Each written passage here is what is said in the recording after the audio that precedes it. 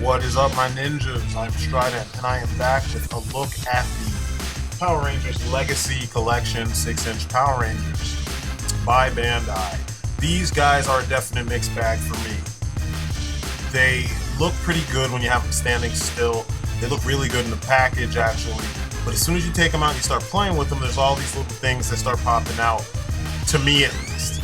And I'm hearing people going apeshit about these guys, comparing them to figure arts and trying to find ways to put these above the figure arts, and I'm like, you need to calm the fuck down right now.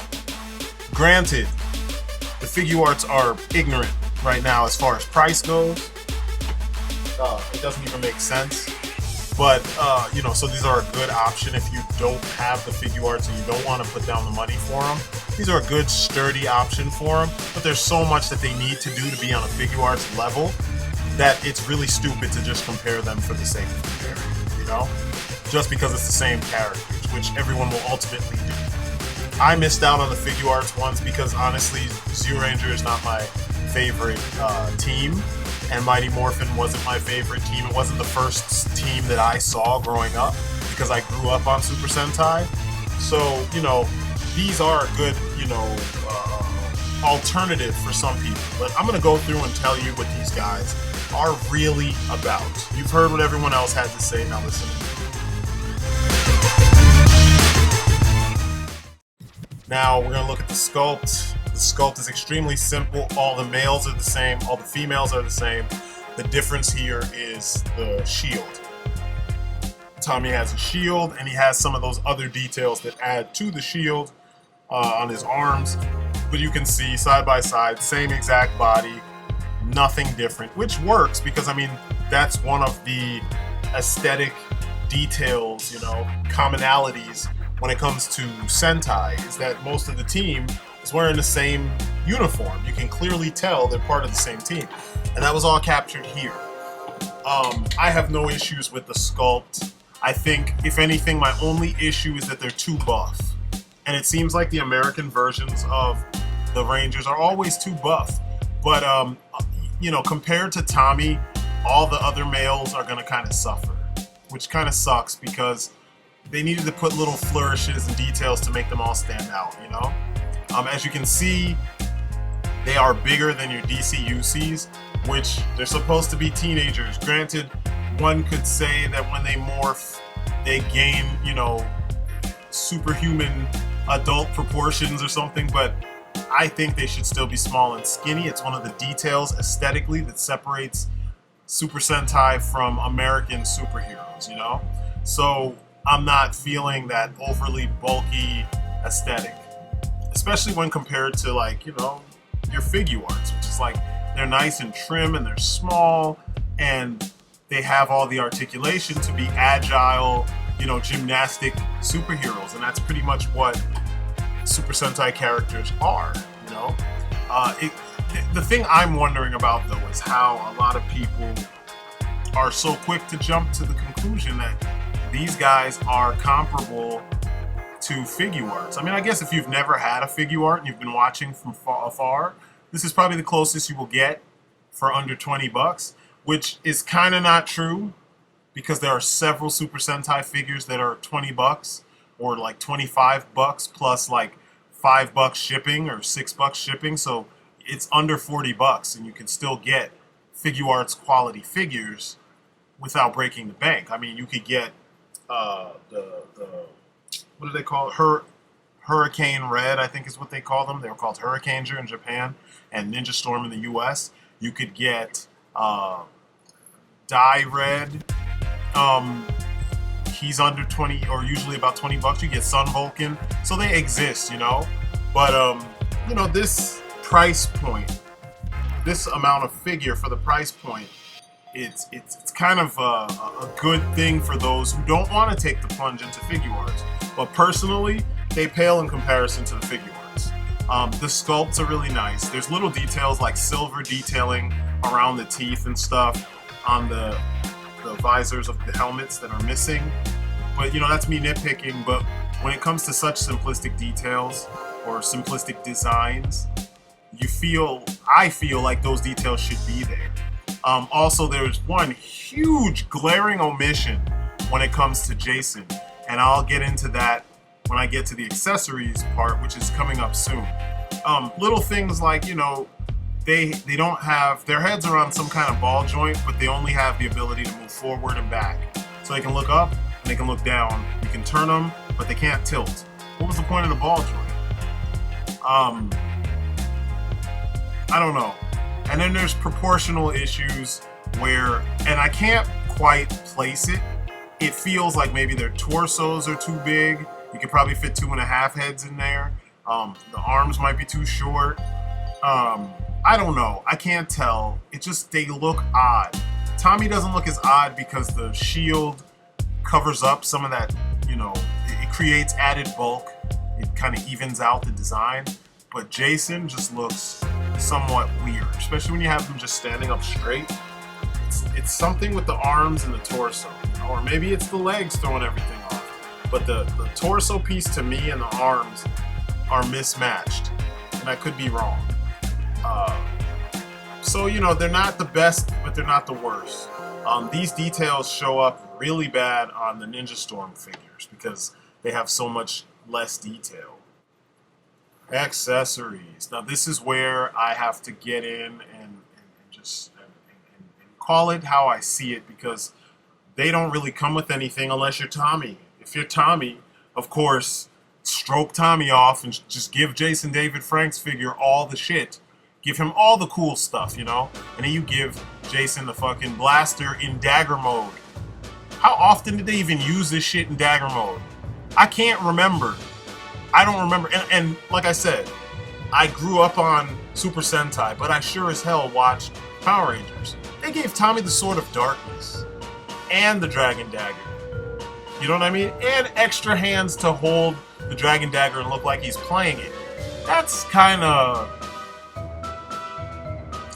Come on. It's dope that they did that, but it's like that level of detail, that level of, you know, accessorizing your character should have been given to all the characters, you know? Kind of like they did with the Legacy movie series. They gave them all, you know, little details that were specific to their character, and some of them have extra hands. Now, I really don't remember how often, I don't remember them using this dagger shit very often at all. It's cool they have the holster. The holster actually works really well. I don't have issues with that. But, you know, it feels like he needed more. Another pair of hands for his, you know, his pose when he would morph. You know what I'm talking about? Like after they'd morph and they flip out, he would stand in a certain pose. Each of them did. Tommy, on the other hand, has his Dragon Dagger / flute, his Ocarina of Evil. And he just looks good with all his shit. He looks like exactly like what we remember, because they didn't choose not to, they didn't choose to hold back when it came with the accessories. These are literally all the accessories that Tommy actually used in the show. All they would have needed to do with Tommy is like a hand with the coin and a hand with the candle. You know what I mean? If you really wanted to make the fans go apeshit, and a head, like an extra head. That's it. That's really it. You don't need to do anything else. You really want to put the icing on the cake, give us a Burai head and the Tommy head, and then that would just please everybody. But, you know, fans of Super Sentai don't typically stick with this kind of stuff. We buy the figure arts, you know what I mean? So, I don't know. He also has his little sheath. It's pretty cool because it looks like leather, but it is a rubbery kind of plastic. It just completes the look.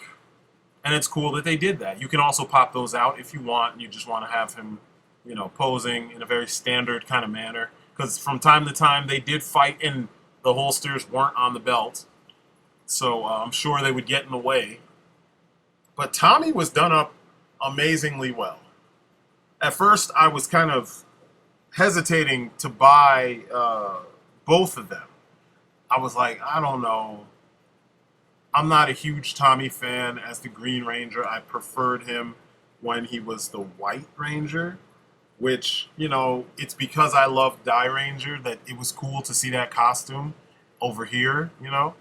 He was cool as the Green Ranger, but I feel like he was force-fed to you. Meanwhile, Jason They did nothing to make this figure stand out. Nothing. It's very generic. He's got, what, 3 or 4 paint apps, maybe 5. You've got the white, you've got some silver, you've got the gold, and you've got black. Meanwhile, Tommy's got, like, you know, the gold, he's got the green, he's got black, he's got silver. I mean, he's missing them in certain places. There's white in areas. He just got the better end of the stick. Meanwhile, Jason just got shat on, like 100% shat on. He's just a plain-ass Red Ranger figure. Not that much different from those legendary Rangers they did before with the armor bits you could put on. It's kind of like, meh. These are the Legacy Power Rangers. The new Legacy Power Rangers. They come with Collect and Connect pieces. Tommy does not. Jason comes with the Megazord body, which is pretty cool. I'm really going to put this together because I don't have a Super Robot Chogokin version of this mech, and I love it. But, you know, as I've already probably said, you know, a bunch of times, what is the deal with that? I mean, how is it that Tommy gets to have the Dragon Dagger and the Sword of Darkness, and Jason just gets this fucking the Dino Blaster in Dagger mode? Like, that's bullshit. Even the freaking Imaginext Red Ranger comes with the Power Sword. That's Imaginext. That's for kids who probably don't even get it. You know what I mean? Like, it's for little kids who maybe, it's more so like the parents get it and they want to introduce that to their kids. You know what I'm saying? But they included it. Fisher-Price included it, but Bandai didn't. Bandai of America didn't. That just feels wrong, you know? And then to have, you know, Tommy, and this is when he was evil, still having all his gear, and then have Jason kind of assed out when it comes to gear, like, that's not even cool. Like, what's the deal with that? I'm not happy with that at all. It just feels like a huge misstep on their part, you know? Imaginext could do it, but Bandai, the people who, they've been doing these figures, they've been creating these figures from day one, they're not gonna give that to the character? I mean, like, it's bad enough that Jason as a character doesn't really have anything to separate him from, I think his name was Geki. So, like, there's not too much about him to separate him from his Super Sentai counterpart. So at least give him the weapons he used. Give him a shield like the other version had. Give him the Power Sword like the other version had. Like, why would you not do that? You know what I mean? Like, why would you make him so light in the accessory department? So I went ahead and gave him one of the swords I had laying around. This came from the DCUC Ares figure.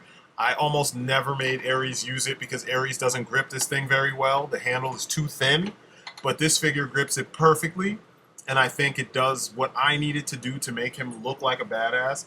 Granted, it's bigger than the Power Sword is supposed to be. It's not just a long kind of broadsword deal, but I feel like if I was designing them, I would have given him a big-ass, you know, broadsword instead of something more reminiscent of what the Megazord dies using, what he uses, you know? So, yeah, I'm not happy that they didn't do this. I mean, the freaking SDCC exclusive version came with the Megazord Saber and the Power Sword. Why the fuck would you just not do that for this one? I mean, that figure, the exclusive one, is kind of clear. He's kind of like I shouldn't say clear, but a transparent red. Isn't that enough to make him stand out as an exclusive? That right there pisses me off. You know, as a fan, why the fuck? Like, that doesn't make any sense. This is what I talk about when I say consistency in your line. You know, that's not a good example. So Tommy just gets it all. He gets to be the king ding-a-ling of this line. Ugh. Articulation. The articulation on these guys is pretty nice. It's very strange though. Like, certain things don't work unless you twist it a certain way, and that bothers me. And very basic things like the head articulation. Considering they do martial arts, and there's a lot of body movements where the head needs to stay central. You know what I mean? The body can be shifted to the side, but the head should always be able to be centralized. you can't do that with them. Their heads basically do not do any side-to-side motion. There's no neck movement other than looking up, looking down. You can turn the head left or right, but you can't really do the subtleties like you see here with Akiba Red. Why? That's not very hard to do, and I think they're even on ball joints. So it's strange. It's like a very limited ball joint that really only looks down really well, you know, and to me that's not good enough.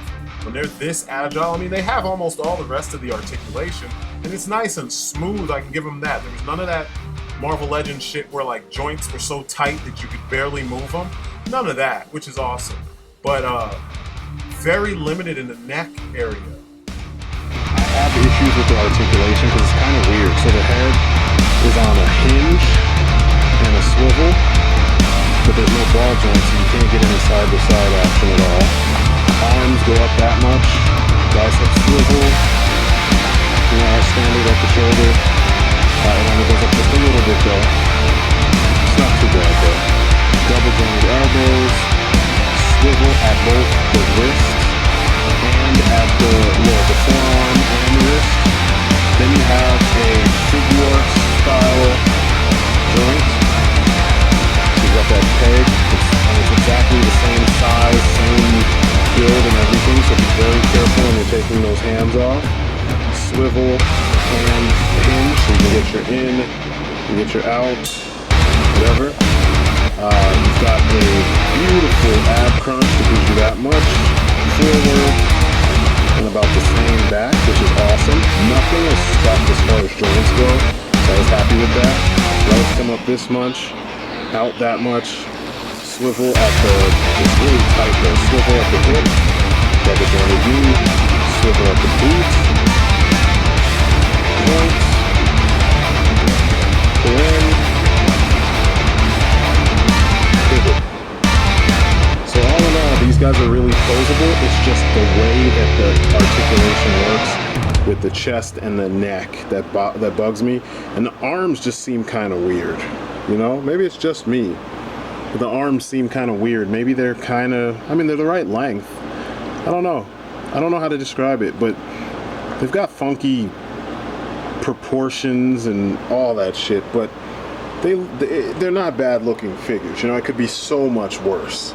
So, you know, considering what they're trying to achieve, they're trying to give the Marvel Legends treatment to Power Rangers. These are pretty nice, especially if you weren't able to get the SH Figure Arts versions. So props to them for that. And now for the bottom line. So these are some good figures considering what they're trying to do and what the landscape looks like. You know, for $20 you're getting a nice estimation, a nice approximation of the kind of treatment that we usually get in the figure arts style. While this is not a figure arts figure, you know, people are gonna say what they want to say. They're gonna try to compare them. They're gonna try to find their silver lining and shit. Just keep in mind, it's not a figure arts. There are things that they do that are really cool, though. I wish that the build quality, like the weight of this plastic, I wish figure arts came in this kind of type of plastic. This plastic feels more substantial, but the peg for their hand still feels like something you need to be careful. You need to put the pressure, hold it at the wrist when you switch the hands out. Try to push the hand off as you pull it with your thumb. You know, use your other thumb to push it so that you don't break that little peg. The omission of the power sword is kind of unforgivable for me. I mean, it's like Leonardo with no sword. You know what I mean? No swords. Or Michelangelo with no nunchucks. Like, you just don't do that. That's part of the identity of the character. So, you know, that's a big fail on their part there. Maybe they'll be smart and they'll package it in with somebody else when we get the next bunch of these guys. They run for $20 a pop. I was really surprised to see them so soon because one of my subscribers a month ago asked me, I think it was a month ago, maybe two, asked me if I was going to even get these and review them. And then before I knew it, they're right there in the store. So, you know, these are showing up in stores right now. Walmart had all of them, which is the 3 Ninja Storm Rangers and then these 2. I don't know why they didn't just start off with the 5 so that we could put together the damn Megazord, because I have yet to get a super imaginative Chokogen version. But if this is your team, if you like the American version of Power Rangers, and you have yet to jump into Figuarts and you're not planning on it, this might be a good way to get that fix, because, you know, this will make a lot of little kids feel grown when they're, you know, next to daddy or big brother and their Figuarts and shit. They have this instead, you know? So this is a good approximation. Even though I've been hard on them, they are a good approximation. I still don't think, though, that they take the crown from your Figuarts. I don't think they get to stand in the same, you know, on the same pedestal that the Figuarts are on, because honestly, they're not there. There's things missing. The neck movement, the weird shoulders and the strange proportions, you know, they're overly muscular.